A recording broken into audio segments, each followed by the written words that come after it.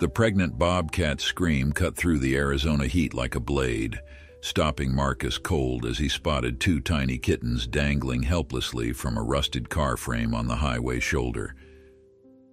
What he did next would defy every rule of nature and create a family that should have been impossible. Before we continue, don't forget to subscribe to the channel, like the video, and comment where in the world you're watching from. Let's go. The Arizona desert stretched endlessly in every direction, its copper-toned landscape glowing like molten gold under the late afternoon sun. Interstate 40 cut through this vast wilderness like a black ribbon, carrying its steady stream of 18-wheelers and passenger vehicles toward destinations east and west. The heat shimmered above the asphalt, creating those dancing mirages that made distant objects seem to float and waver in the thick summer air. It was the kind of day where most creatures with any sense stayed hidden in whatever shade they could find, waiting for the mercy of evening to arrive. Marcus Chen had been driving trucks for 23 years, and in all that time, he thought he had seen everything the open road could throw at him. At 47, with silver threading through his dark hair and laugh lines etched around his eyes from decades of squinting into sunrises and sunsets, Marcus considered himself a veteran of the highway. His rig, a gleaming blue Peterbilt that he maintained with almost religious devotion, hummed steadily as it carried its load of construction materials toward Flagstaff. The air conditioning fought valiantly against the Arizona heat while classic rock played softly from the radio, a familiar soundtrack to the thousands of miles Marcus logged every month.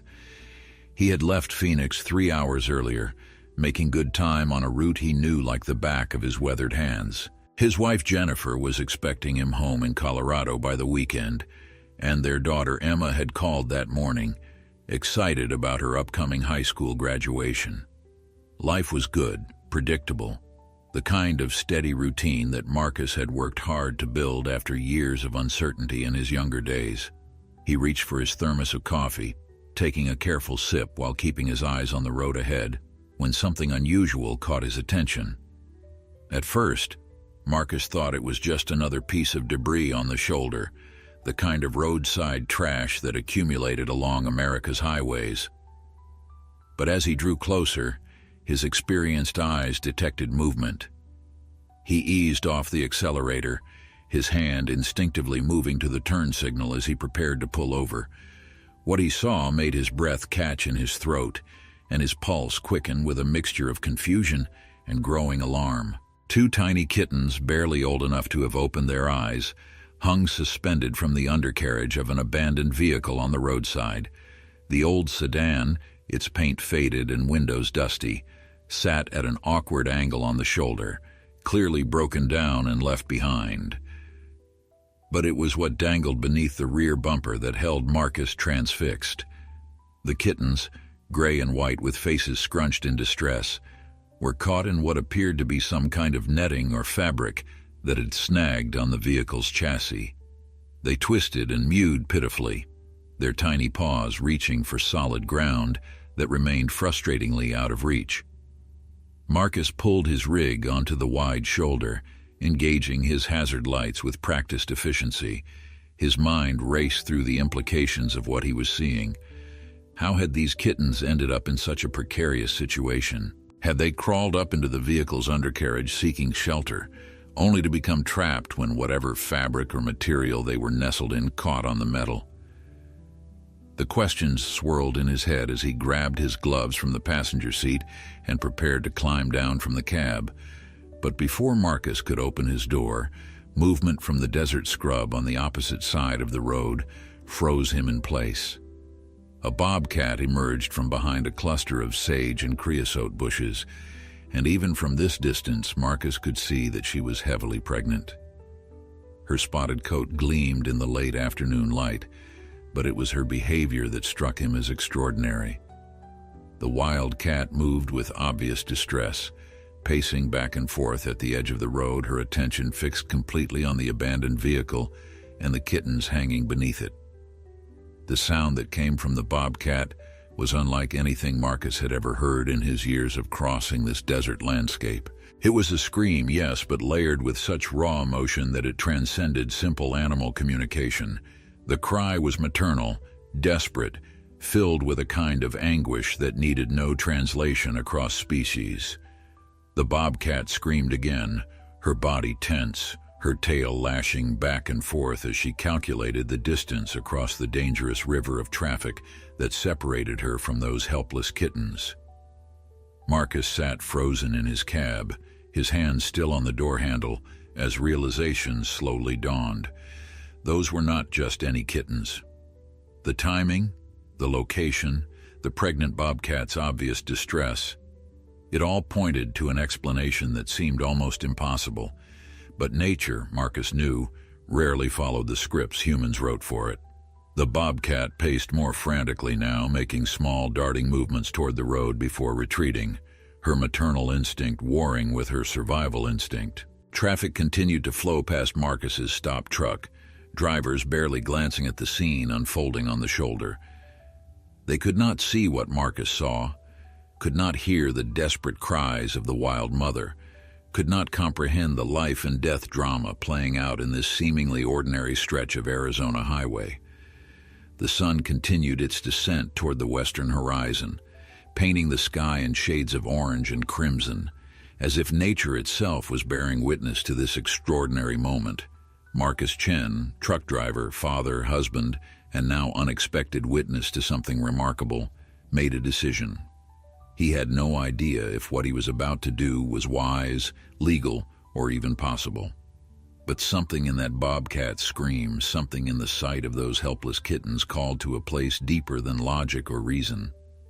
His hand tightened on the door handle, and with a deep breath that felt like a prayer, Marcus prepared to step into a situation that would test everything he thought he knew about courage, compassion, and the mysterious connections that sometimes bridge the gap between wild and human worlds.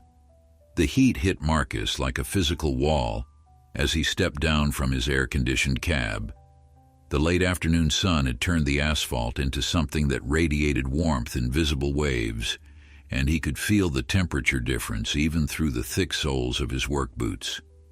He moved carefully toward the abandoned sedan, his eyes alternating between the trapped kittens and the agitated bobcat across the road.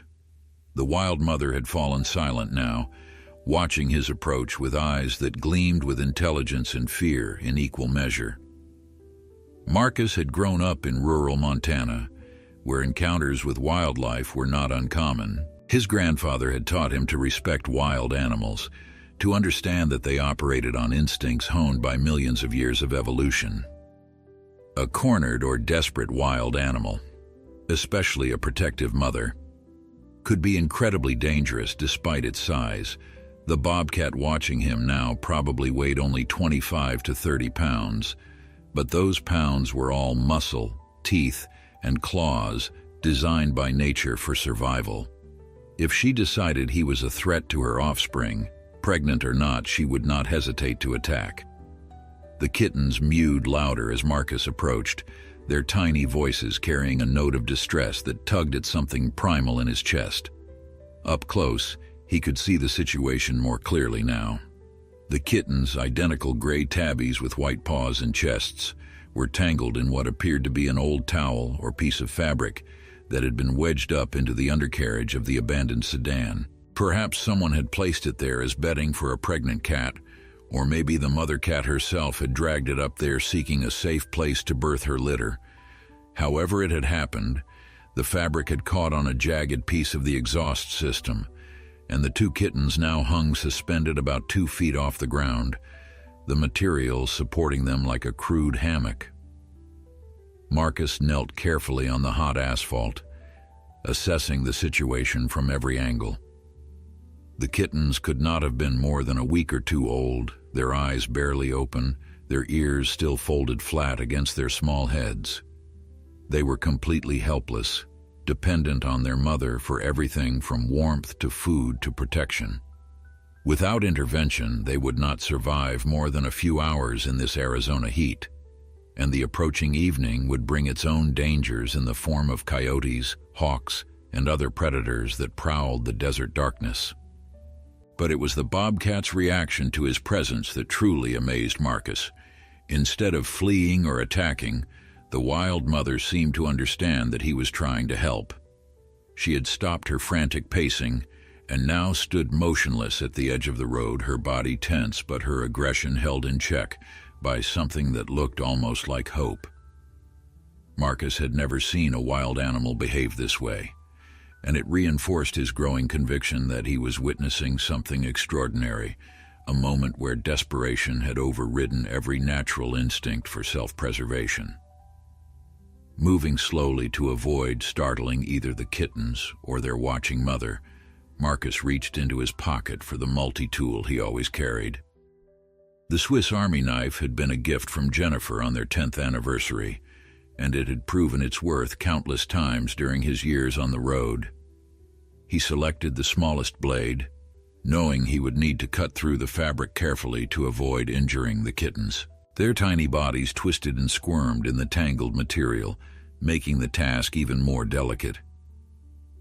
Traffic continued to rush past on Interstate 40, creating a constant background noise of engines and displaced air. A few vehicles slowed as they passed, drivers craning their necks to see what was happening on the shoulder, but none stopped. Marcus was alone in this rescue attempt. Alone except for the desperate mother bobcat who maintained her vigil from across the highway. He could feel her eyes on him as he worked, could sense the intensity of her focus as he began the careful process of freeing her babies.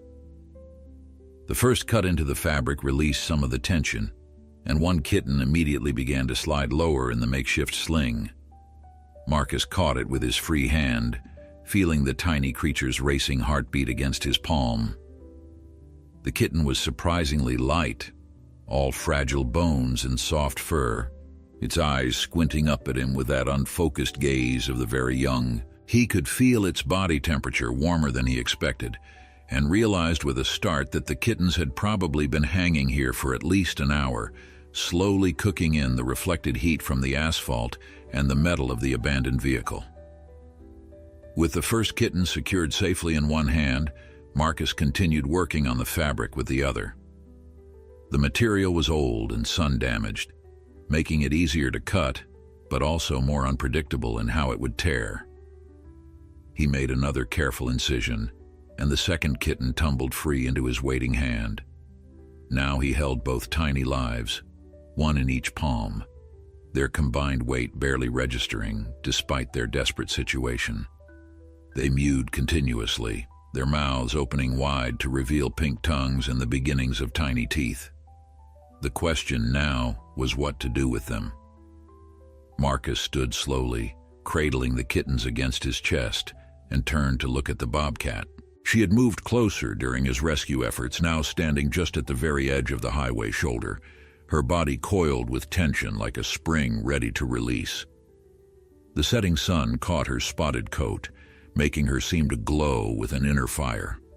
Her eyes, Marcus noticed, were not the savage yellow he might have expected, but a softer amber that held depths of emotion he had never imagined seeing in a wild animal.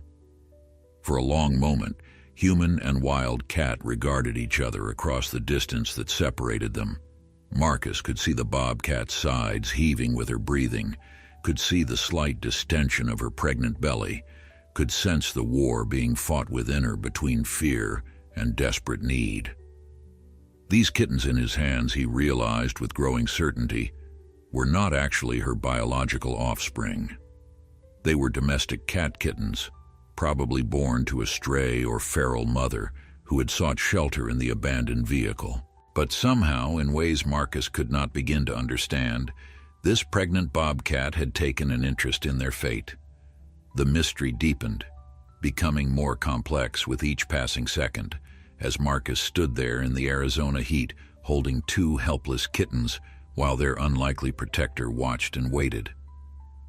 What happened next would depend on choices made in the next few minutes, choices that would ripple outward in ways Marcus could not possibly predict.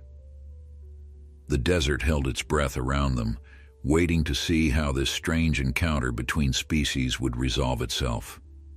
Marcus's mind raced through his options as he stood there with the tiny kittens cradled against his chest. His truck's cab would provide immediate shelter from the heat, but what then? He could not simply drive away with these helpless creatures while their apparent guardian watched from the roadside. The bobcat had not moved from her position, her amber eyes tracking every motion Marcus made with an intensity that was both unnerving and strangely reassuring. She was not behaving like a wild predator sizing up prey. She was behaving like a worried mother, and that distinction changed everything. The sun had dropped lower on the horizon now, painting the desert in shades of amber and rust. Shadows stretched long across the highway, and Marcus knew that darkness would fall quickly once the sun disappeared completely. The temperature would drop with it, but that brought its own dangers. Night in the Arizona desert belonged to hunters, and these fragile kittens would not survive without protection. The bobcat seemed to understand this urgency as well. She took a tentative step forward, then another, her movements cautious but deliberate as she began to approach Marcus's position. Every instinct Marcus had developed over years of encountering wildlife told him he should back away, should put distance between himself and the wild cat. But something stronger than instinct kept him rooted to the spot. He stood perfectly still, barely breathing as the bobcat crossed the remaining distance between them. She moved with that liquid grace unique to felines, her paws making no sound on the asphalt, her spotted coat rippling over muscles designed for hunting and survival. Up close, Marcus could see details he had missed from a distance: the tufts of fur on her ears, the white patches on her throat and belly, the way her whiskers twitched as she tested the air between them. The bobcat stopped about 6 feet away, close enough that Marcus could see the individual spots on her coat, far enough that she could still retreat if threatened. She made a sound then, not the desperate scream from earlier, but something softer, almost questioning. It was a vocalization Marcus had never heard before, a kind of chirping trill that seemed to carry meaning beyond simple animal communication. The kittens in his hands responded immediately, their own mewing taking on a similar tone, as if they recognized something in that sound that spoke to their most basic needs. Marcus made a decision that felt both reckless and absolutely right. Moving slowly, telegraphing his intentions with exaggerated care, he knelt down and placed the kittens on the ground between himself and the bobcat. They wobbled on unsteady legs, their tiny bodies swaying as they tried to orient themselves in this new position. The bobcat's eyes widened slightly, and Marcus could see her nostrils flaring as she caught their scent more strongly now. Her body language changed, became less defensive and more purposeful as she evaluated the situation before her. What happened next would stay with Marcus for the rest of his life, a moment so unexpected and profound that he would struggle to find words adequate to describe it. The bobcat moved forward, her movements careful and deliberate, until she stood directly over the kittens. She lowered her head and began to sniff them thoroughly, her whiskers brushing their tiny bodies as she conducted what appeared to be a careful inspection. The kittens responded by pressing themselves against her, their instincts recognizing warmth and protection even if the scent was not quite what their limited experience expected. Then the bobcat did something that defied everything Marcus thought he knew about wild animals and interspecies interaction. She carefully picked up one of the kittens in her mouth, holding it with the same gentle precision a domestic cat might use with her own offspring, and began to carry it toward the desert scrub.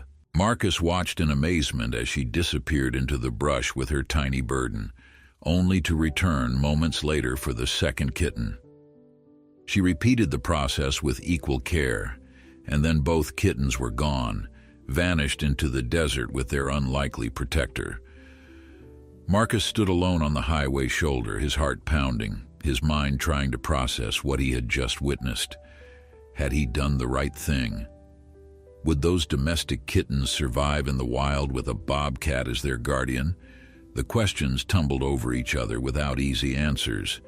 He took several steps toward the place where the bobcat had disappeared, peering into the gathering shadows, but there was no sign of her or the kittens.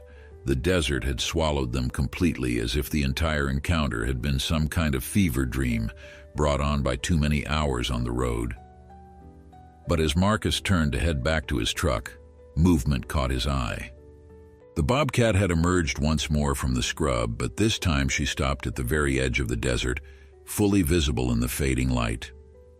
She sat down, her pregnant belly prominent in profile, and looked directly at Marcus. For a long moment, they regarded each other across the distance, and in that gaze, Marcus felt he understood something profound about the moment they had just shared. The bobcat was not expressing gratitude exactly, because wild animals did not think in such human terms. But there was an acknowledgement there, a recognition that something significant had passed between them. Then she was gone, melting back into the desert shadows as silently as she had appeared, leaving Marcus alone with his racing thoughts and the story he knew no one would quite believe. He walked back to his truck on legs that felt strangely unsteady, his hands still trembling slightly from the adrenaline that had flooded his system. The sun was touching the horizon now, sending up brilliant streamers of orange and purple light that painted the entire sky in colors too vivid to seem real. Marcus climbed into his cab and sat for a long moment, staring out at the desert that had just revealed one of its most closely guarded secrets. He reached for his phone, knowing he should call someone, should report what had happened to wildlife authorities or animal control. But even as his finger hovered over the screen, Marcus hesitated. What would he tell them? That he had watched a wild bobcat adopt 2 domestic kittens? That he had facilitated this impossible union by freeing the kittens and placing them within reach of a pregnant predator? The more he thought about it, the more surreal the entire encounter seemed, as if it belonged in some category beyond normal experience. Instead of making a call, Marcus pulled out his notebook, the same worn journal where he recorded mileage and delivery notes and occasional observations from the road. He began to write, trying to capture the details before they faded, knowing even as he did so that words could never fully convey what he had witnessed. The way the bobcat had screamed with such raw emotion, the trust implicit in her approach, the gentleness with which she had carried those tiny kittens into the desert. Each detail was precious, a piece of a puzzle that hinted at mysteries far deeper than Marcus could comprehend. As he wrote, darkness settled over the desert completely, and stars began to appear in the deepening sky. Marcus knew he should get back on the road, should make up the time he had lost with this unexpected detour. Jennifer would be expecting his call soon, and he had promised Emma he would be home for her graduation rehearsal. Life was waiting for him, normal life with its schedules and obligations and familiar routines. But something had shifted inside Marcus during those strange minutes on the highway shoulder.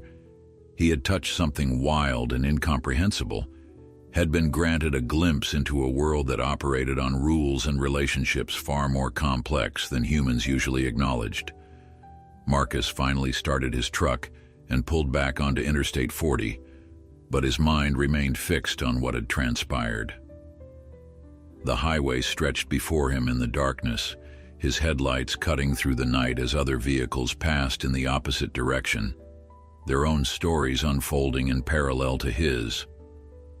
He drove mechanically, his hands and feet performing the familiar motions while his thoughts circled endlessly around those few extraordinary minutes. The rational part of his brain insisted he should report the incident to someone, anyone who might understand what he had witnessed. The other part, the part that had looked into those amber eyes and felt something shift in his understanding of the world, wanted to keep this secret close. 20 miles down the road, Marcus made a compromise with himself. He took the next exit and pulled into a truck stop, its bright lights a harsh contrast to the desert darkness. The parking lot was half full of other rigs, their drivers taking mandatory rest breaks or grabbing late dinners at the attached diner. Marcus pulled out his phone and did a search for wildlife rehabilitation centers in the area. Several results appeared, but one in particular caught his attention. The Desert Wildlife Rescue and Rehabilitation Center, located just outside of Flagstaff. According to their website, they specialized in native Arizona species and had a 24-hour emergency line. His finger hovered over the call button for a long moment before he pressed it. The phone rang 3 times before a woman's voice answered, professional but warm despite the late hour. Desert Wildlife Rescue, this is Dr. Lisa Hartman speaking. Marcus cleared his throat, suddenly unsure how to begin explaining what he had seen. Hello, doctor, my name is Marcus Chen. I'm a truck driver and I just witnessed something on Interstate 40 that I think you should know about. It involves a bobcat and some domestic kittens. There was a brief pause on the other end of the line, and Marcus could hear the shift in Dr. Hartman's tone from routine to genuinely interested. Go on, she said. I'm listening. Marcus began his story, starting with the sight of the kittens hanging from the abandoned vehicle and ending with the bobcat carrying them into the desert.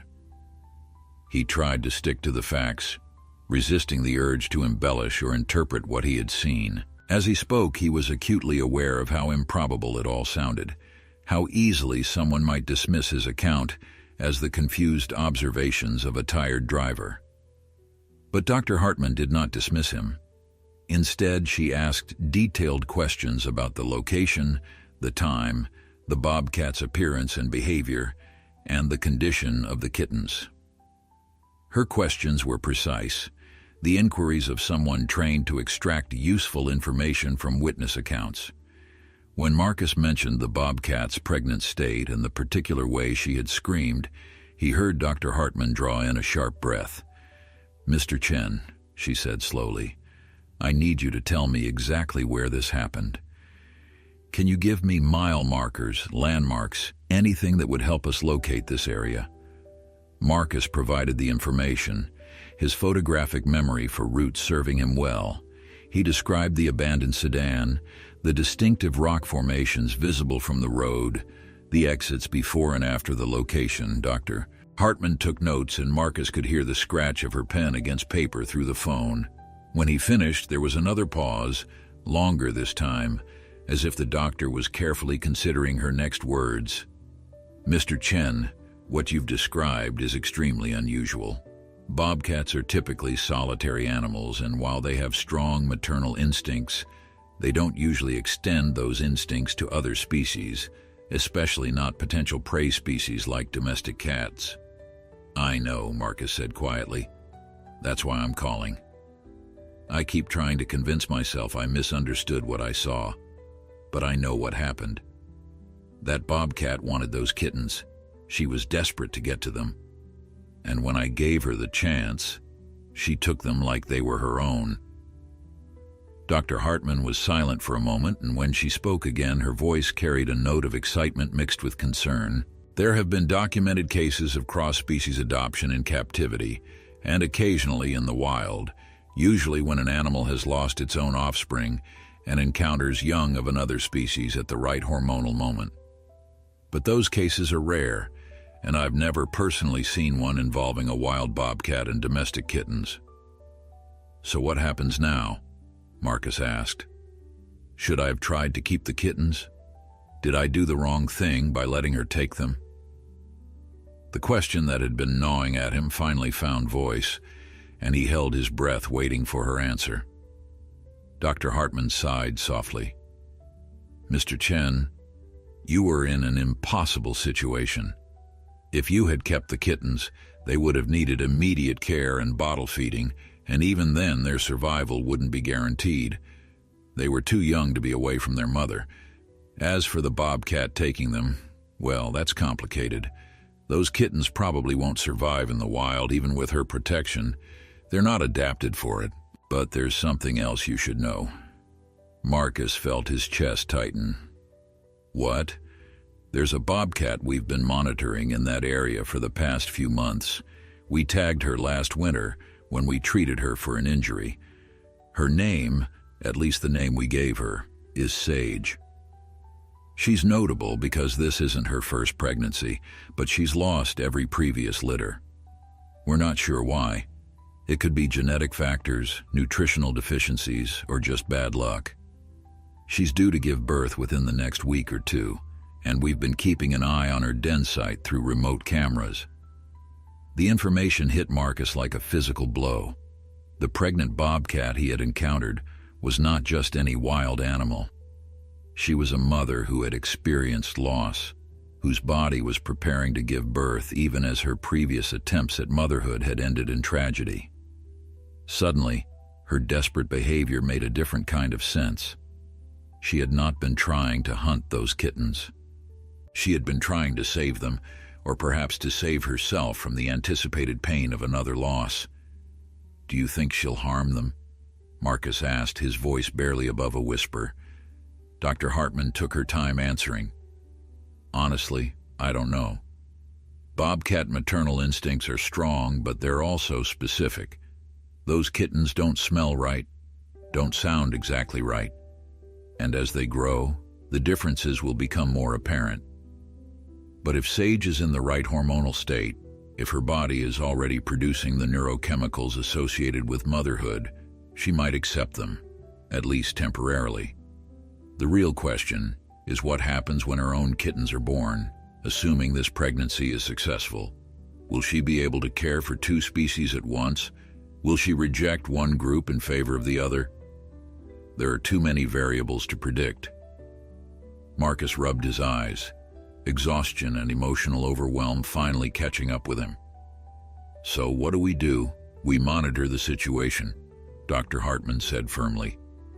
"I'm going to send a team out to that location first thing in the morning. We have Sage's tracking data, so we should be able to locate her den. If we can observe from a distance without disturbing her, we'll do that. If the kittens appear to be in immediate danger, we'll intervene. But Mr. Chen, I want you to understand something important. What you did today, freeing those kittens and giving Sage access to them, that might have saved multiple lives. Those kittens would have died hanging from that car. You gave them a chance, even if it's an unusual one." The words should have brought comfort, but Marcus felt only uncertainty. He gave Dr. Hartman his contact information and made her promise to keep him updated on whatever they discovered. After the call ended, he sat in his truck for another 10 minutes, watching other drivers come and go, their lives continuing in normal patterns, while his had been irrevocably altered by a chance encounter on a desert highway. Finally, Marcus called Jennifer. When she answered, her voice was filled with the warmth and familiarity of 20 years of marriage. "Hey, honey, how's the road treating you?" For a moment, Marcus considered telling her everything, sharing the burden of this strange experience. But the words would not come. Instead, he said simply, "It's been an interesting day. I'll tell you about it when I get home." There was a pause, and he knew Jennifer had picked up on something in his tone. "Everything okay?" she asked, concern creeping into her voice. "Yeah," Marcus assured her. "Everything's okay. I just witnessed something I'm still trying to process." "I love you." "Love you too," she replied. "Drive safe." Dr. Lisa Hartman did not sleep that night. After her conversation with Marcus Chen, she had immediately contacted her field team and begun preparations for an early morning expedition to locate Sage and assess the situation. At 42, Lisa had dedicated her entire adult life to wildlife rehabilitation and conservation. She had seen countless remarkable things during her career, but the scenario described by the truck driver represented something truly extraordinary. If his account was accurate, and her instincts told her it was, they were witnessing a rare moment of interspecies adoption that could provide valuable insights into animal behavior and maternal instinct. By 5 in the morning, Lisa and her team of 3 were loaded into their field vehicle and heading toward the location Marcus had described. Her companions were all experienced wildlife professionals. Tom Rivera, a wildlife tracker with 20 years of experience reading signs in the desert, Elena Santos, a veterinary technician who specialized in feline care, and Michael Zhang, a graduate student studying carnivore behavior who had been working with the center for the past year. They drove in relative silence, each lost in their own thoughts about what they might find. The sun was just beginning to paint the eastern sky in shades of pink and gold when they reached the mile marker Marcus had specified. The abandoned sedan was exactly where he had described it, sitting forlornly on the shoulder with its undercarriage still bearing traces of the fabric that had held the kittens. Tom examined the area carefully, his trained eyes picking out details invisible to most observers. He found the spot where Marcus had knelt, the impressions of his boots still visible in the soft dirt at the road's edge. He found the Bobcat's tracks, surprisingly clear in the fine dust that accumulated on the shoulder. "These tracks tell a story," Tom said quietly, beckoning the others to look. "See here?" She approached from the desert side, crossed the road in multiple places, paced back and forth. You can see the depth of the impressions changes, meaning her weight was shifting with agitation. And here, he pointed to a set of tracks leading away from the road. These are deeper, more purposeful. She was carrying something when she left. Lisa felt a surge of validation. Marcus had been right about every detail. The question now was whether Sage had taken those kittens back to her den or to some other location. They had tracking equipment that could locate Sage's radio collar, but approaching too close might disturb her and potentially trigger a rejection of the adopted kittens. Elena set up their portable tracking system, a sophisticated array of antennas and receivers that could pinpoint Sage's location within a few meters. The signal came through strong and clear, indicating Sage was approximately half a mile into the desert, in an area of rocky outcroppings and dense scrub that Tom confirmed matched the typical denning preferences of bobcats. "We need to approach carefully," Lisa instructed her team. "If she's accepted those kittens, our presence could disrupt that bond. We'll use the remote cameras first, try to get visual confirmation before we decide on any intervention." The hike into the desert was slow and methodical, with Tom leading the way and choosing a route that would bring them to a vantage point above Sage's probable den location. The morning air was cool but warming rapidly as the sun climbed higher. Desert birds were beginning their morning songs, and the team disturbed a jackrabbit that bounded away in long leaps, its oversized ears alert for danger. Michael carried the portable camera equipment, state-of-the-art devices that could transmit real-time footage back to their vehicle and, if needed, their main facility. It took them almost an hour to reach the rocky outcropping Tom had identified as the optimal observation point. From this elevated position, they had a clear view of a small cave entrance nestled among the boulders below, its opening partially concealed by desert vegetation. Elena used binoculars to scan the area, while Tom looked for fresh signs of activity. "There," Elena whispered, pointing toward a flat rock near the cave entrance. "There's something moving." They all looked, and Lisa felt her breath catch as a small gray and white form became visible, one of the domestic kittens, crawling slowly across the sun-warmed stone. Michael immediately began setting up the camera, his hands moving with practiced efficiency despite his excitement. The camera's powerful lens brought the scene into sharp focus, and they could see the kitten more clearly now. It appeared healthy, its movements stronger than they would have been if it had been without care for the past 12 hours. As they watched, the kitten mewed, a tiny sound that somehow carried across the distance, and a moment later, the second kitten emerged from the cave entrance, followed closely by Sage herself. The bobcat looked exactly as Marcus had described her, heavily pregnant, her spotted coat gleaming in the morning light, her movements careful as she positioned herself near the kittens. What happened next made Lisa's eyes fill with unexpected tears. Sage lay down on the warm rock and allowed both kittens to nurse. The scene was surreal, these tiny domestic kittens suckling from a wild bobcat mother, their small paws kneading against her belly in the universal gesture of contentment. It defied everything Lisa thought she knew about species barriers and instinctive behavior, yet she was witnessing it with her own eyes. Elena was recording everything, her camera capturing high-definition footage that would be invaluable for study and documentation. Michael scribbled notes frantically, his academic training evident in the way he observed and cataloged every detail. Tom simply watched in silence, a small smile playing at the corners of his weathered face. In all his years tracking animals in this desert, he had never seen anything like this. The team remained in position for over 2 hours, documenting Sage's interactions with the adopted kittens. The Bobcat groomed them thoroughly, her rough tongue smoothing their fur in long strokes. She brought them a freshly killed mouse, though the kittens were too young to eat solid food yet. The gesture itself was significant, indicating Sage was treating them as she would her own offspring, but there were concerning signs as well. Sage appeared restless, frequently shifting position and occasionally pacing near the den entrance. Her pregnant belly was noticeably larger than it had been in their last observation just a week ago, suggesting birth was imminent. Lisa wondered what would happen when Sage's biological kittens arrived. Would she have the capacity to care for both sets of offspring? Would the presence of the domestic kittens somehow interfere with the critical bonding process that needed to occur with her own young? The questions multiplied with each passing observation. Around mid-morning, Sage gathered both kittens in her mouth, one at a time, and carried them back into the den.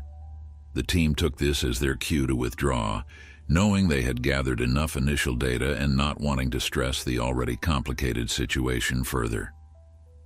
As they hiked back to their vehicle, Lisa's mind was already planning their next steps. They needed to maintain surveillance without interference to document this unprecedented situation, while remaining ready to intervene if necessary. Back at the vehicle, Lisa called Marcus from her satellite phone. His voice answered on the second ring, and she could hear the barely contained anxiety in his greeting. "Dr. Hartman, did you find them?" "We found them," Lisa confirmed, and she could hear Marcus exhale sharply. "Mr. Chen, I want you to know that what you did yesterday saved those kittens' lives. Sage has accepted them completely. She's nursing them, grooming them, treating them exactly as she would her own offspring." There was a long silence on the other end of the line, and when Marcus finally spoke, his voice was thick with emotion. "They're really okay." "They're more than okay," Lisa assured him. "But the situation is complex. Sage is about to give birth to her own litter, probably within the next 24 to 48 hours. We're going to need to monitor closely to see how she manages caring for both sets of kittens." "Can I come see them?" Marcus asked. "I know I probably shouldn't, but I need to know this ends well." Lisa considered the request. Normally she would refuse, would cite protocols about human interference and the importance of maintaining distance, but something about this situation felt different, felt like it belonged to Marcus as much as it did to her team or to Sage herself. "Give us a few days," she said finally.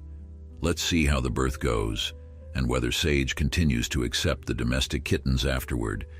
If the situation stabilizes, I'll contact you. You have my word." Marcus agreed, though Lisa could hear the reluctance in his acceptance.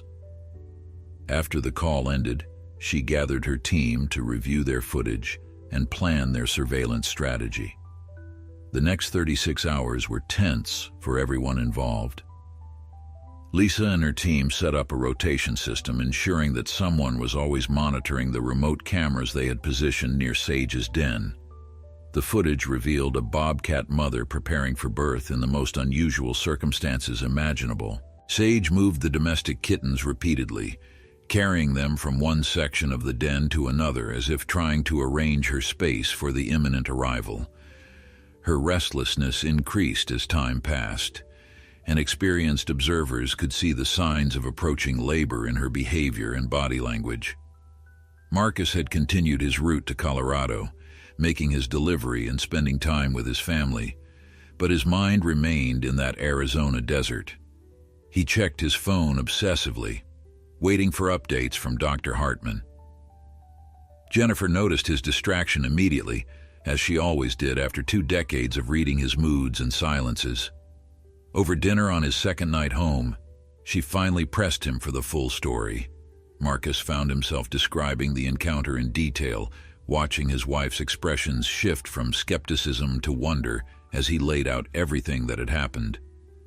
Emma, their daughter, had been listening from the kitchen doorway, and when Marcus finished, she came to sit at the table with them. "Dad, that's incredible," she said, her eyes wide.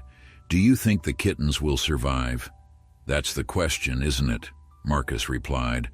"Dr. Hartman says bobcats have strong maternal instincts, but these kittens are domestic.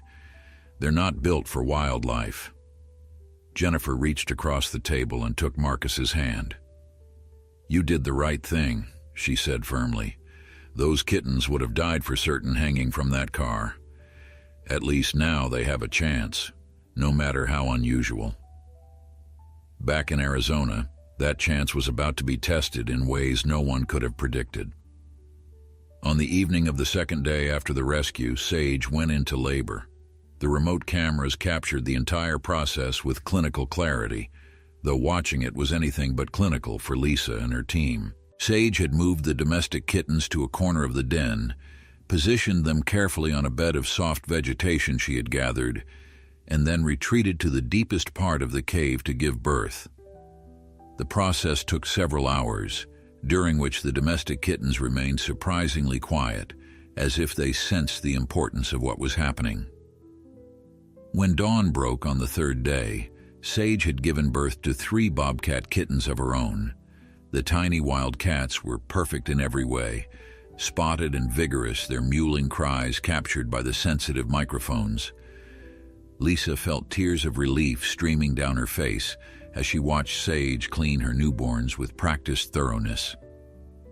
After all her previous losses, Sage had finally brought healthy kittens into the world.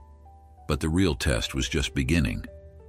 Would Sage continue to care for the domestic kittens now that her biological offspring had arrived? Or would nature reassert itself and cause her to reject the adopted pair? The answer came within the first hour. After Sage had finished attending to her own 3 kittens, she rose on shaky legs and moved to where the domestic kittens waited. She sniffed them carefully, almost as if she was reminding herself of their presence, and then did something that made Lisa gasp aloud. Sage picked up one of the domestic kittens and carried it over to where her biological kittens lay nursing. She placed it carefully among them, then returned for the second domestic kitten. Within minutes, all 5 kittens were nursing together, domestic and wild intermingled in a tangle of tiny bodies and seeking mouths. Lisa immediately called Marcus. He answered on the first ring, his voice urgent. "Is everything okay?" "More than okay," Lisa said, unable to keep the wonder from her voice. "Sage gave birth last night, 3 healthy bobcat kittens. And Marcus, she's keeping them all together. The domestic kittens are nursing right alongside her biological offspring. She's treating all 5 as her own." The silence on the other end stretched so long that Lisa thought the connection might have dropped. Then she heard Marcus clear his throat roughly. "All 5? He asked, his voice barely above a whisper. "All 5, Lisa confirmed. "Marcus, I've been doing this work for 20 years and I've never seen anything like it. This is extraordinary." "Can I come?" Marcus asked. "Please, Dr. Hartman, I need to see this with my own eyes." Lisa looked at her team, saw the same thought reflected in their faces. This was Marcus's story as much as theirs. He had been the catalyst for everything that followed, the human bridge that had made this impossible situation possible. "We'll arrange it," she said, "but you'll need to observe from a distance. We can't risk disturbing Sage during this critical bonding period." "I understand," Marcus said quickly. "I'll leave first thing in the morning. Just tell me where to meet you." 2 days later, Marcus found himself lying on his stomach on a rocky outcropping, peering through binoculars at a scene that defied everything he thought possible. Below, in the warm Arizona sunshine, Sage lay stretched out on a flat rock while 5 kittens tumbled over and around her. The 3 Bobcat kittens were slightly larger and more coordinated than their domestic counterparts, but the size difference was not as pronounced as Marcus had expected. All 5 seemed to be thriving, their small bodies robust with the evidence of good care and adequate nutrition. Lisa lay beside Marcus, pointing out details through her own binoculars. "See how Sage grooms all of them equally?" she whispered.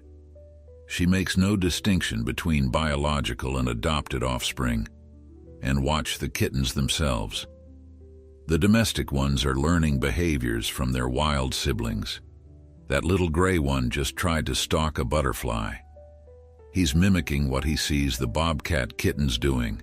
Marcus watched in fascination as the tiny drama unfolded below. The domestic kitten, barely 2 weeks old, crouched low and wiggled its hindquarters before pouncing at a passing butterfly. The movement was clumsy and uncoordinated, but the intent was clear. The kitten was learning to be a predator. "But can they survive long-term?" Marcus asked, voicing the question that had haunted him since this all began. Can domestic kittens raised by a bobcat actually make it in the wild? Lisa lowered her binoculars and turned to look at him. Honestly, probably not. Their genetics are wrong for this environment. They don't have the size, the coat thickness, or the instincts that bobcat kittens are born with. But here's what's remarkable. Sage is giving them the best possible chance. She's teaching them to hunt, to hide, to survive. Whether they can apply those lessons with their domestic limitations, that's the unknown variable. What happens when they get older? Marcus pressed. When they're too big to nurse and they need to learn to hunt for real? We'll cross that bridge when we come to it, Lisa said. We're monitoring the situation daily. If it becomes clear that the domestic kittens can't survive, we'll intervene and bring them into the rehabilitation center. They'll be raised there and eventually adopted into domestic homes. But for now, they're part of something amazing. They're being given an education that no domestic cat has probably ever received. They remained on the outcropping for several hours, documenting behavior and taking notes. Michael, the graduate student, was particularly excited about the research implications. "This is going to revolutionize our understanding of maternal behavior and species recognition," he said as he reviewed his footage. "The academic papers alone could fill journals for years." "But it's more than just academic interest," Elena added quietly. "This is a story about compassion, about how maternal love can transcend boundaries we thought were absolute. Look at Sage. She lost every previous litter, carried that grief in her body, and when she found those abandoned kittens, something in her recognized their need and her own need to mother. She turned loss into love." Marcus felt those words settle deep in his chest. That was exactly what he had sensed in Sage's scream that day on the highway, that desperate need to nurture, to protect, to fulfill the maternal drive that had been thwarted so many times before. He had not rescued kittens that afternoon. He had facilitated a healing, a coming together of needs that transcended species and instinct. As the sun began its descent toward the western horizon, painting the desert in shades of amber and rose, the team prepared to leave their observation post. Below, Sage gathered her 5 kittens and began herding them back toward the den, her movements patient as the domestic kittens stumbled along on less coordinated legs than their wild siblings. Marcus took one last look through the binoculars, memorizing the scene, knowing that whatever happened next, this moment was perfect and complete. 5 kittens, 3 wild, and 2 domestic, following their adoptive mother into the shelter of the desert evening. It was impossible and real, tragic and beautiful, a reminder that nature could still surprise even those who thought they understood its rules. "Thank you," he said quietly to Lisa as they began their careful descent from the outcropping, "for letting me see this." for understanding why I needed to be here. The weeks that followed were a period of intense observation and mounting concern for Lisa and her team. The kittens grew rapidly, as all young felines do, and with that growth came increasingly apparent differences between the domestic and wild offspring. The 3 Bobcat kittens developed with remarkable speed, their legs lengthening, their coordination sharpening, their instincts guiding them toward behaviors that had been honed over thousands of generations. They learned to stalk with patience, to pounce with precision, to read the subtle signs of prey and danger that filled their desert environment. The 2 domestic kittens, whom the team had begun calling Shadow and Dust for their gray coloring, struggled to keep pace. They were slightly smaller than their Bobcat siblings, their legs proportioned differently, their faces rounder and less angular. But what they lacked in physical adaptation, they made up for in determination. Shadow and Dust mimicked everything their wild siblings did, throwing themselves into lessons with an enthusiasm that was both endearing and concerning. They stalked lizards with exaggerated care, pounced on insects with bobcat-like intensity, and tried desperately to climb rocks with the same agility their spotted siblings displayed. Sage seemed unaware of or unconcerned by the differences. She treated all 5 kittens with equal attention, grooming them in rotation, bringing them prey to practice on, correcting their techniques with gentle cuffs when they made mistakes. Lisa documented one particularly poignant moment when Shadow attempted to climb a steep rock face to reach a lizard basking in the sun. The domestic kitten made it halfway up before his claws, shorter and less curved than a bobcat's, lost their grip. He tumbled backward, landing in an ungraceful heap at Sage's feet. The mother bobcat immediately checked him for injuries, sniffing him thoroughly, then demonstrated the proper climbing technique herself before encouraging him to try again. Marcus called Lisa every few days for updates, and she could hear both hope and dread in his questions. Are they keeping up? He would ask. Can they do what they need to do to survive? Lisa answered honestly, explaining the challenges while also highlighting the remarkable adaptations she was witnessing. The domestic kittens were learning at an accelerated rate, pushed by necessity and example to develop skills far beyond what any house cat would normally acquire. But whether those skills would be enough remained an open question that hung over every observation session. By the time the kittens were 6 weeks old, Sage had begun taking them on short hunting expeditions away from the den. The remote cameras captured these excursions, and they provided both fascinating insights and worrying evidence. The Bobcat kittens moved through the desert with increasing confidence, their camouflage working perfectly against the sandy earth and spotted shadows. Shadow and Dust stood out starkly, their solid gray coats offering no concealment in this environment. They compensated by staying closer to Sage, by moving more carefully, by learning to use terrain and vegetation for cover in ways their wild siblings did not need to consider. During one expedition that Lisa watched in real time through the remote feed, disaster nearly struck. The group had been stalking a nest of ground squirrels when a red-tailed hawk spotted them from above. The predatory bird focused on the most visible targets, the 2 gray kittens who stood out like beacons against the brown earth. The hawk began its dive, talons extended, while Sage and her 3 Bobcat kittens remained oblivious to the danger from above. But Shadow, perhaps because his domestic ancestors had evolved under different selective pressures, looked up at exactly the right moment.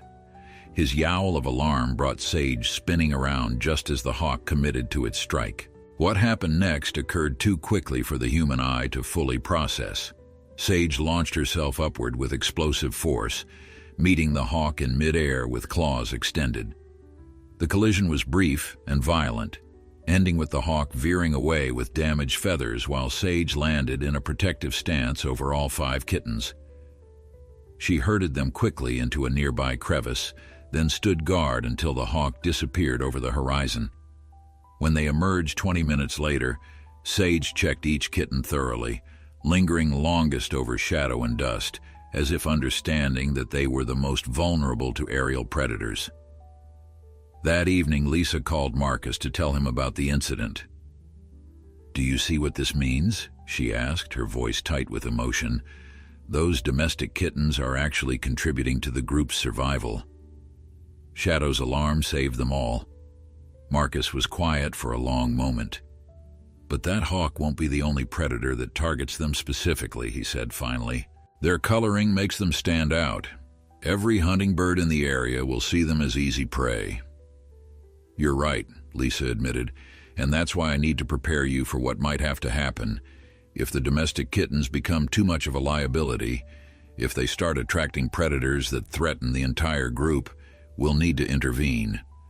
We'll need to remove them from the wild for everyone's safety." The thought of separating the family that had formed under such unusual circumstances made Marcus's chest tight. "But what about Sage?" he asked. "Won't taking them devastate her? She's accepted them completely." Lisa sighed heavily. "That's the impossible choice we're facing. Do we prioritize the biological offspring who have the best chance of survival, or do we let nature take its course and potentially lose all 5 kittens to predators attracted by the visible ones?" "There's no good answer, Marcus. Only least bad options." Marcus found himself thinking about that conversation constantly over the following days. He had started this chain of events by freeing those kittens and placing them within Sage's reach. Now the consequences of that action were unfolding in ways he could not have anticipated or controlled. Meanwhile, in the desert, Sage continued teaching her mixed family the skills they would need to survive. She seemed to recognize that Shadow and Dust required additional instruction, spending extra time showing them how to stay low, how to move through shadows, how to position themselves to minimize their visibility. The domestic kittens learned quickly, their intelligence evident in how they adapted techniques meant for spotted coats to their own solid coloring. They could not blend into the dappled shadows as their Bobcat siblings could, but they learned to use solid shadows and covered spaces where their gray fur was less conspicuous. At 8 weeks old, all 5 kittens were becoming more independent, ranging farther from the den and beginning to hunt small prey on their own. The size difference between domestic and wild had become more pronounced, with the Bobcat kittens now noticeably larger and more muscular, but Shadow and Dust had developed a kind of cunning that compensated for their physical disadvantages. They worked together more often than apart, coordinating their movements in ways that suggested a level of cooperation unusual in young felines. Where a Bobcat kitten might stalk prey alone, Shadow and Dust would approach from different angles, increasing their success rate through teamwork. Tom, the wildlife tracker on Lisa's team, noticed this pattern during one observation session. "Those domestic kittens are problem-solving differently," he said, pointing to the screen where Shadow and Dust were successfully cornering a lizard between them. "Bobcats are solitary hunters by nature, but these two are developing cooperative strategies. It's like they're inventing their own survival method because they can't use the standard Bobcat approach." Elena leaned forward to watch more closely. "Do you think it's working? Can they actually survive long-term with this strategy?" "Too early to say," Tom replied. "But it's ingenious. They're adapting to their limitations instead of trying to overcome them. That's a different kind of intelligence." Michael was frantically taking notes, his academic excitement barely contained. "This is revolutionary," he kept saying. "We're watching real-time adaptation, behavioral evolution happening in front of our eyes. These kittens are demonstrating plasticity in hunting behavior that challenges everything we thought we knew about instinct versus learning." Lisa listened to her team's observations while keeping her focus on the broader picture. Yes, Shadow and Dust were adapting remarkably well. Yes, they were developing strategies that increased their survival odds, but they were still domestic cats trying to survive in a wild environment, and the odds remained stacked heavily against them. Every day they survived was a small miracle, but it also meant one more day of exposure to the countless dangers that filled this desert landscape. As the sun set on another day of observation, Lisa watched Sage gather her 5 kittens and lead them back to the den. The routine was so familiar now, so seemingly natural, that it was easy to forget how unprecedented this situation was. A wild bobcat raising domestic kittens alongside her own biological offspring, teaching them all to survive in an environment that favored only one species. It was beautiful and heartbreaking in equal measure, a story that had not yet revealed whether it would end in triumph or tragedy. Lisa packed up her equipment and prepared for the long drive back to the center, knowing that tomorrow would bring new challenges and new questions. In this unprecedented situation, the only certainty was uncertainty itself. The crisis came when the kittens were 10 weeks old, during what should have been a routine hunting lesson. Sage had taken her family to a rocky area known for its population of rock squirrels, one of the bobcat's preferred prey species. The 3 bobcat kittens had been showing increasing proficiency in hunting, successfully catching small lizards and insects on their own. Shadow and Dust had managed to catch a few prey items as well, though their success rate remained lower than their wild siblings. On this particular morning, the weather was perfect for hunting, cool enough that prey would be active, but with enough sunshine to warm the rocks where squirrels like to bask. Lisa and Tom were monitoring from their usual vantage point when they noticed something alarming. The camera feeds showed not just Sage and her kittens, but 3 other bobcats approaching from the south. Adult males, likely part of a bachelor coalition that sometimes formed among young males not yet established in their own territories. Tom stiffened immediately. "This could be bad," he said quietly. "Male bobcats are typically solitary, but occasionally young males will tolerate each other's presence, and they're known to kill kittens that aren't their own. It's a way of bringing females back into breeding condition more quickly." Lisa felt her stomach drop as she watched the males draw closer. Sage had not yet noticed them, focused as she was on supervising her kittens' hunting attempts. The wind direction was wrong, carrying scents away from Sage rather than toward her, denying her the early warning her nose would normally provide. "We need to do something," Elena said urgently. "If those males find the kittens, they'll kill them. All of them." "But what can we do?" Michael asked, his voice rising with panic. "We're too far away to intervene physically, and any noise we make might scatter the kittens and separate them from Sage. That would be even worse." Tom was already on his radio, calling for backup from the center and trying to reach the nearest ranger station. But help was at least 30 minutes away, and the situation was unfolding in real time. The male bobcats were now less than 100 yards from Sage's position, moving with the confident stride of animals who knew their own power. Lisa made a split-second decision. She pulled out an air horn from her emergency kit, a tool they kept for situations requiring immediate wildlife deterrence. "If I sound this, it'll scatter everyone," she said quickly. "But Sage is experienced and protective. She'll gather her kittens. Those males might back off or at least slow down long enough for us to create distance." Without waiting for consensus, Lisa triggered the air horn. The sound was shockingly loud in the desert quiet, a harsh blare that echoed off the rock faces and sent birds scattering into the sky. Through the binoculars, Lisa saw Sage's head snap up, her ears flattening as she instantly assessed the threat level. The 3 male bobcats also reacted, freezing in place as they tried to locate the source of the unnatural sound.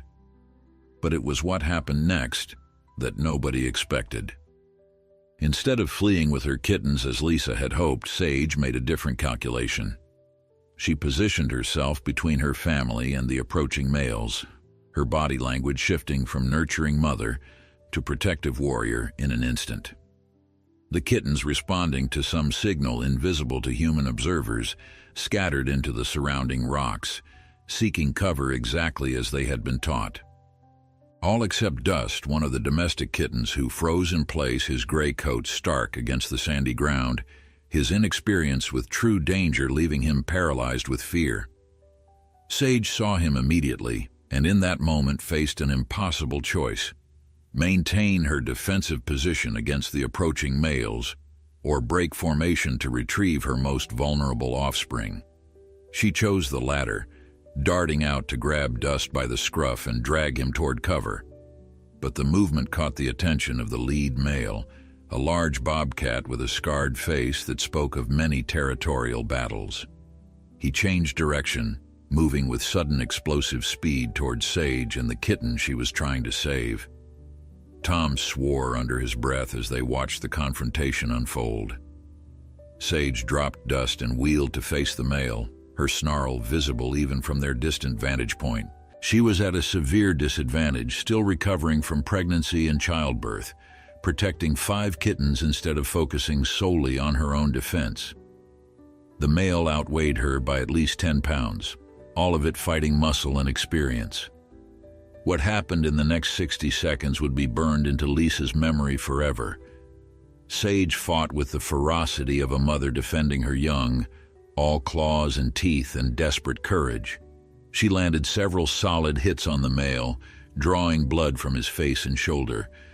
But he was larger and stronger, and he began to gain the upper hand, forcing Sage backward toward the rocks where her kittens were hidden.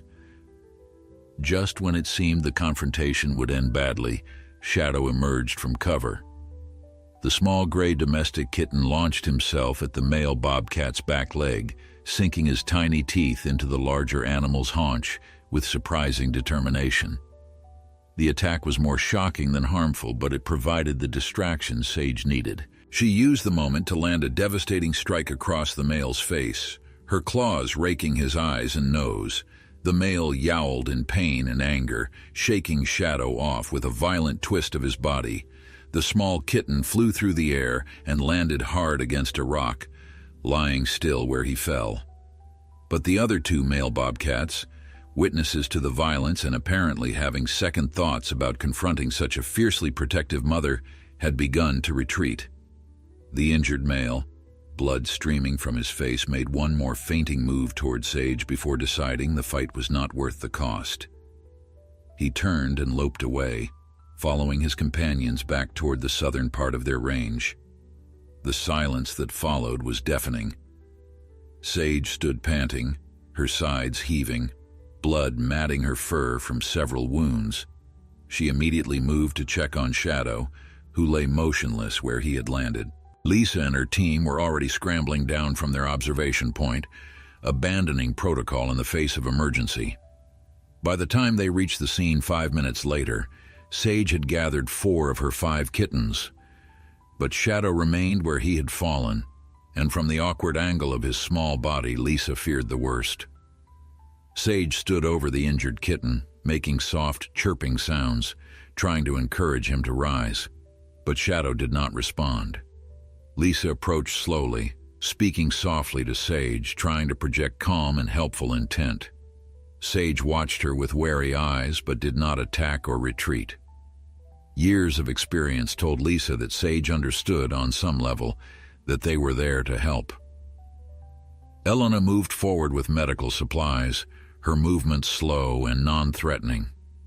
When they reached Shadow, Lisa could see that he was still breathing, but barely. His small body was broken in ways that would require immediate veterinary intervention if he was to have any chance of survival. She looked up at Tom. "We need to get him to the center now. He won't survive without surgery and intensive care." "But what about Sage?" Elena asked quietly. "If we take Shadow, we'll be separating him from the only family he's known. And what about Dust? Will they both need to come with us?" Lisa looked at the mother bobcat, who watched them work on Shadow with an expression that seemed to convey both hope and resignation. In that moment, Lisa saw clearly the impossible situation they all faced. To save Shadow's life, they would need to remove him from the wild. And if they took one domestic kitten, could they really leave the other? But removing both would devastate Sage, who had fought so courageously to protect them. There were no good choices, only necessary ones. Lisa made the call to Marcus while Elena stabilized Shadow for transport, and Tom kept watch over Sage and the remaining kittens.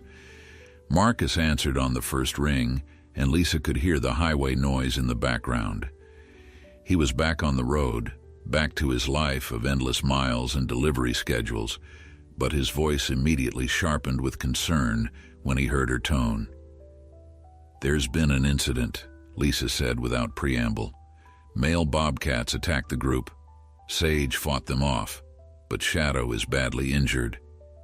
We need to bring him to the center for emergency surgery. Marcus, I think we need to take both domestic kittens out of the wild. They've been incredibly lucky so far, but today proved they're just too vulnerable." The silence that followed stretched long enough that Lisa thought they might have lost connection. Then Marcus spoke, his voice rough with emotion. "What does Sage want?" The question caught Lisa off guard. She looked at the mother bobcat, who had positioned herself protectively over her 3 biological kittens while keeping her eyes fixed on the humans working over Shadow.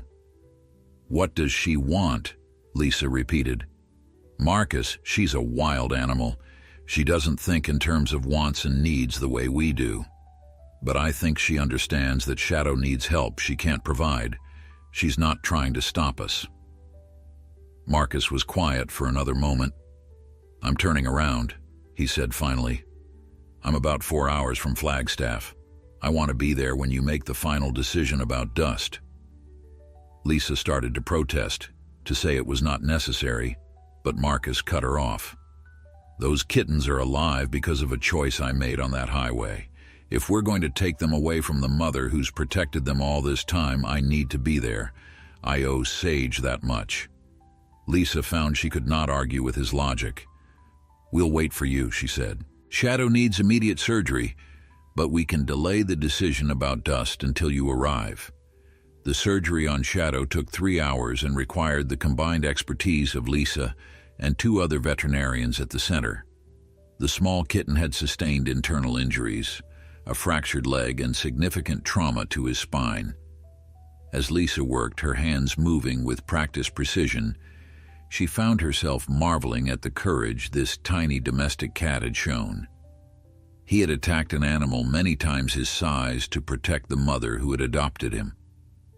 That kind of bravery deserved every effort they could make to save his life. When the surgery was finally complete and Shadow was settled in recovery, Lisa allowed herself to hope that he would pull through. Marcus arrived at the center just after sunset, his face drawn with fatigue and worry. Lisa met him in the parking lot and walked him through what had happened, showing him footage from the remote cameras that had captured the entire confrontation. Marcus watched in silence as Shadow's small form launched itself at the male bobcat, watched Sage's desperate fight, watched the terrible moment when the kitten was thrown against the rocks. When the footage ended, Marcus looked at Lisa with eyes that held a mixture of pride and sorrow. "He saved her," Marcus said quietly. "That little domestic kitten saved his adopted mother's life. He bought her the second she needed to land that decisive strike." "He did," Lisa confirmed, "and it might have cost him everything. Shadow's injuries are severe. Even if he survives, he may never walk properly again. He certainly can't return to the wild." "And Dust?" Marcus asked. "What happens to his brother?" "That's what we need to decide," Lisa said. "Come with me. I want to show you something." She led Marcus to an observation room where multiple monitors displayed live feeds from the remote cameras still positioned near Sage's den.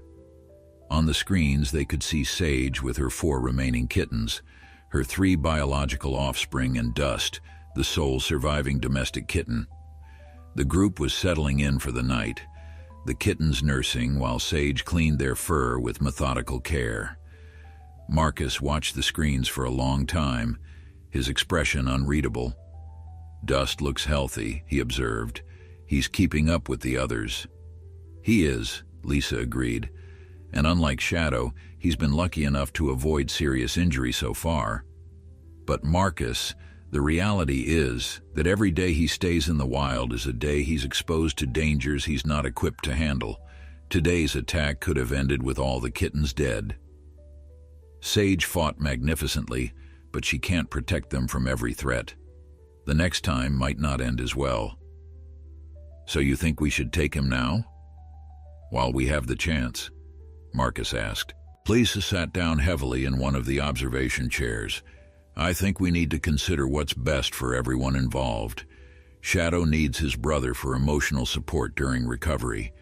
Domestic cats are more social than bobcats, and having Dust with him would significantly improve Shadow's chances of psychological recovery. And frankly, removing both domestic kittens would allow Sage to focus entirely on her biological offspring. She'd have better odds of successfully raising them to independence without the added burden of protecting the more vulnerable pair. It makes logical sense from every angle. But, Marcus prompted, hearing the hesitation in her voice. But it feels like we're breaking up a family, Lisa admitted. Those 5 kittens have bonded in ways I've never seen between domestic and wild animals. Sage has poured everything into raising them equally. She fought off 3 adult males to protect them. Taking Dust away from her feels like a betrayal of everything she's accomplished. Marcus nodded slowly, understanding the emotional complexity of the situation. What if we let Sage decide, he suggested. Both Lisa and Elena, who had joined them in the observation room, looked at him in surprise. What do you mean? Elena asked. Marcus stood and walked closer to the monitors, studying the images of the Bobcat family. Tomorrow morning, take me to Sage's den. Bring Dust in a carrier. If Sage tries to take him back to fight us for him, then we know she's not ready to let him go, and we need to respect that. But if she allows us to take him, if she understands that he needs to go with his brother, then we have our answer. It's not a perfect solution, but it gives Sage some agency in the decision. It honors the relationship she's built with these kittens. Lisa exchanged glances with Elena, both of them considering the unprecedented suggestion. It violated protocols, introduced variables they could not control, and relied on anthropomorphizing a wild animal's behavior. But it also felt right in a way that purely clinical decision-making did not. We'll do it, Lisa said finally. Tomorrow morning, we give Sage the choice. The night passed slowly for everyone involved. Shadow remained stable but critical, his small body fighting to heal from the trauma it had sustained. Marcus spent the night in the center's guest quarters, but sleep eluded him. He kept seeing that moment on the highway, the pregnant bobcat screaming as she watched the kittens hang helplessly from the abandoned car. He had made a choice then to intervene in nature's processes, and now he was making another choice to potentially separate a family he had helped create. The weight of those decisions pressed on him in the darkness. Lisa spent the night monitoring Shadow and reviewing all the footage they had collected over the past months. She compiled data on survival rates, behavioral adaptations, growth measurements, and interaction patterns. The scientist in her saw the research value of continuing to observe Dust in the wild, but the human in her worried about his safety with every passing hour. By the time dawn broke over the Arizona desert, painting the sky in shades of rose and gold, she had made peace with the plan. They would give Sage the choice, and whatever happened, they would know they had done their best to honor both the wild and domestic elements of this unprecedented situation. Marcus, Lisa, Tom, and Elena made the hike to Sage's den just after sunrise, with Dust secured in a transport carrier lined with soft bedding. The young domestic kitten mewed occasionally, confused by his confinement but not overly distressed. They approached the den site slowly, making enough noise that Sage would be aware of their presence long before they arrived. When they crested the final rise and could see the den entrance, Sage was already outside, her 3 bobcat kittens tucked safely behind her. She watched the humans approach with wary intensity, her body language alert but not aggressive. She seemed to recognize them, seemed to understand that they had helped before. But recognition did not mean trust, and her amber eyes tracked every movement as they came closer. Marcus was the one who carried the carrier forward, moving with slow deliberation as he approached to within 20 feet of the mother bobcat. He knelt down and opened the carrier door, then backed away several steps. Dust emerged cautiously, blinking in the bright morning sunlight. The young gray kitten looked around, spotted Sage, and immediately began moving toward her with the tottering gait of youth. Sage took several steps forward to meet him, and for a long moment, mother and adopted kitten touched noses in greeting. The 3 bobcat kittens emerged from their hiding place behind Sage, tumbling over each other in their eagerness to reunite with their gray sibling. The reunion was brief but profound. Sage groomed Dust thoroughly, checking him for injuries or distress. The 4 kittens played together as they had done countless times before, wrestling and pouncing with the innocent joy of the young. But as Marcus and the team watched, something shifted in Sage's demeanor. She looked from Dust to the 3 bobcat kittens, then turned her gaze to the humans waiting at a respectful distance. In that moment, Marcus felt he understood what she was communicating. This was not rejection, but rather a mother's recognition that her child needed something she could not provide. Sage made a soft chirping sound, nuzzled Dust one final time, then gathered her 3 biological kittens and began herding them toward the den entrance. Dust tried to follow, but Sage blocked him gently with her body. The domestic kitten sat down, confused, looking back and forth between his adopted mother and the humans. Sage made that chirping sound again, almost like encouragement, then disappeared into the den with her remaining family. The message was clear. She was entrusting Dust to the humans, acknowledging that his path lay in a different direction than her own offspring. Marcus felt tears prick his eyes as he slowly approached the confused kitten. Dust mewed plaintively, still watching the den entrance, but did not resist when Marcus gently picked him up and cradled him against his chest. "It's okay, little one," Marcus whispered. "You're going to be with your brother. He's waiting for you." The hike back to the vehicle was quiet, each team member lost in their own thoughts about what they had witnessed. Sage had made a choice that transcended instinct, demonstrating a level of understanding that challenged everything they thought they knew about wild animal cognition. She had loved these domestic kittens enough to fight for them, and loved them enough to let them go when staying meant danger they were not equipped to face. It was perhaps the purest expression of maternal love that any of them had ever witnessed, made more powerful by the fact that it crossed species boundaries. At the rehabilitation center, Dust's reunion with Shadow was immediate and emotional. Despite his injuries and the medications keeping him comfortable, Shadow responded strongly to his brother's presence. The 2 domestic kittens curled together in the recovery kennel, grooming each other and purring with a volume that seemed disproportionate to their small size. Within days, Shadow's recovery accelerated dramatically. Having Dust beside him provided motivation to move, to play gently, to engage with life again. The veterinary staff marveled at how quickly he bounced back, though his injured leg would always leave him with a slight limp that made wild survival impossible. Over the following months, Lisa continued monitoring Sage and her 3 bobcat kittens through the remote cameras. Without the burden of protecting the more vulnerable domestic pair, Sage thrived in her role as mother. Her biological kittens grew strong and skilled, learning the lessons they needed to survive as wild bobcats. By the time they were 6 months old, they were beginning to hunt successfully on their own, showing all the signs of future independence.